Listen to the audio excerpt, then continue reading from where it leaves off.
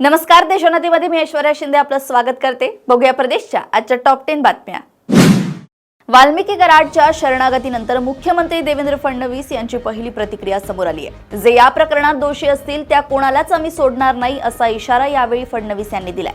या घटनेत जे दोषी असतील त्या कोणाला सोडणार नाही, प्रत्येक दोषींवर कारवाई करणार, जाणीवपूर्वक हा तपास सीआयडीकडे वर्ग करण्यात आलाय। ज्यांचा या घटनेत सहभाग आहे त्या प्रत्येकावर कारवाई होणार, आम्ही कोणालाही सोडणार नाही। मात्र ज्यांना यामध्ये राजकारण महत्त्वाचं वाटतंय त्यांना ते लखलाप असं फडणवीस यांनी म्हटलंय। कोल्हापुरात 52 वर्षीय सुरक्षा रक्षकावर लैंगिक अत्याचार झाल्याचा धक्कादायक आरोप केला जातोय। कोल्हापूर जिल्ह्यातील हातकणंगले तालुक्यात कोरोची गावातील पाण्याच्या टाकीजवळ हा प्रकार घडलाय।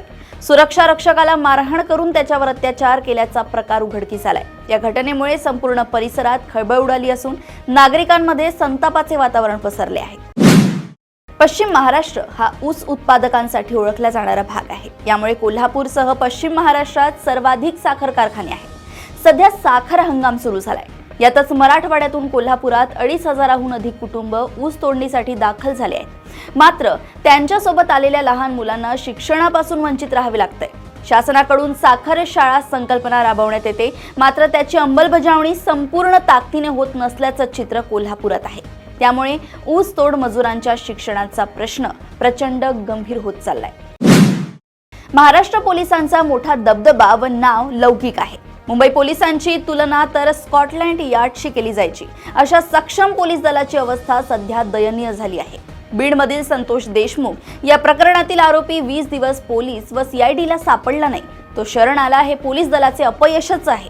बीडमधील संघटित गुन्हेगारीचा गंभीर प्रकार पाहता या प्रकरणाचा तपास विद्यमान न्यायमूर्ती यांच्या देखरेखीखाली झाला पाहिजे अशी मागणी काँग्रेसचे मुख्य प्रवक्ते अतुल लोंढे यांनी केली आहे। मुख्यमंत्री सौर कृषी वाहिनी योजना हा महाराष्ट्र शासनाचा फ्लॅगशिप कार्यक्रम आहे। या प्रकल्पाचे काम वेगाने सुरू आहे। काम करत असताना प्रकल्प विकासकांना ज्या ठिकाणी अडीअडचणी येत असतील तर संबंधित जिल्हाधिकारी, पोलीस अधीक्षक यांनी नियमित आढावा बैठक घेऊन त्या समस्या सोडवाव्यात। या संदर्भातील अहवाल पुढील 15 दिवसांमध्ये मुख्यमंत्री कार्यालयाकडे सादर करण्याचे निर्देश मुख्यमंत्री देवेंद्र फडणवीस यांनी दिले आहेत। आयकर विभागाने मुंबईतील नागपाडा पोलीस स्टेशन अंतर्गत भाई स्ट्रीट भागात दाऊदची असलेल्या 23 संपत्ती जप्त केल्या होत्या। त्यात एक दुकानही आहे। या संपत्तीचा लिलावासाठी 2001 मध्ये वृत्तपत्रात जाहिरात दिली होती। त्यानंतर फिरोजबाद येथील हेमंत जैन यांनी 20 सप्टेंबर 2001 रोजी 2 लाखात 144 फुटांची दुकान विकत घेतली, परंतु अजूनही त्या संपत्तीवर हेमंत जैन यांना मालकी हक्क मिळाला नाही। त्यामुळे हेमंत जैन यांनी आयकर विभाग आणि पोलिसांकडे त्या संपत्तीचा मालकी हक्क मिळण्याची मागणी केली आहे। मुंबई महापालिकेच्या चेंबूरमधील पंडित मदन मोहन मालवीय शताब्दी रुग्णालयातील एक गंभीर प्रकार समोर आलाय। उपचारासाठी आलेल्या रुग्णाची तपासणी सफाई कर्मचारी करतायत। हा सफाई कर्मचारी रुग्णांचे ईसीजी करतायत। समाजवादी पार्टीच्या मुंबई अध्यक्ष आणि माजी नगरसेविका रुखसाना सिद्दी यांनी हा प्रकार समोर आणला आहे। शताब्दी रुग्णालयात रोज हजारोच्या संख्येने रुग्ण उपचारासाठी येत असतात, परंतु या ठिकाणी रुग्णांना तपासण्यासाठी डॉक्टरांची आणि कर्मचाऱ्यांची कमतरता आहे। गेल्या अनेक वर्षांपासून कर्मचारी भरती न झाल्यानं रुग्णांना हालअपेष्टा सहन करावे लागतंय। त्यातच येथे उपचारासाठी आलेल्या रुग्णांची तपासणी सफाई कर्मचारी करत असल्याचे समोर आल्याने चांगलाच गोंधळ उडाला असून रुग्णालयातील भीषण वस्तुस्थिती समोर आली आहे। अचलपूरचे माजी आमदार बच्चू कडू यांच्याबद्दल भाजपचे विद्यमान आमदार प्रवीण तायडे यांनी केलेल्या अर्वाच्य वक्तव्यामुळे प्रहार संघटना आक्रमक झाली आहे। प्रहार संघटनेतर्फे आज अमरावती पोलीस अधीक्षकांना एक निवेदन देऊन तक्रार करण्यात आली।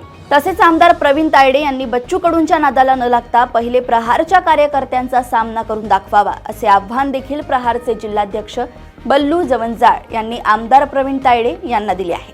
दरम्यान प्रहारच्या पदाधिकाऱ्यांच्या आक्रमक पवित्र्यानंतर भाजप आमदार प्रवीण तायडे यांच्या विरोधात नेमकी काय कारवाई केली जाते आणि या आव्हानाला ते कसे उत्तर देतात हे पाहणे महत्त्वाचे ठरेल।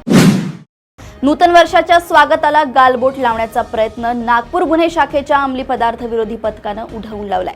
पोलिसांनी 5 सराईत गुन्हेगारांना अटक करून तब्बल 55,40,00,000 रुपये किमतीचे 554 ग्रॅम MD ड्रग्ज जप्त केले आहे।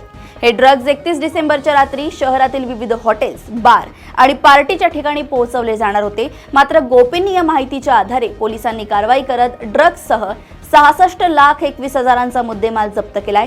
विशेष म्हणजे राजस्थानमधून हे ड्रग्ज शहरात आणलं होतं. शेतकऱ्यांना, सर्वसामान्य लोकांना दिलासा देण्यासाठी सरकारने विविध योजना सुरू केल्या. यातीलच एक योजना म्हणजे पंतप्रधान किसान सन्मान निधी योजना. या योजनेचा 19वा हप्ता मिळण्यासाठी तुम्हाला महत्त्वाच्या 2 गोष्टींची पूर्तता करावी लागेल. पीएम किसानचा लाभ मिळवण्यासाठी शेतकऱ्यांना त्यांचे काही तपशील द्यावे लागतात.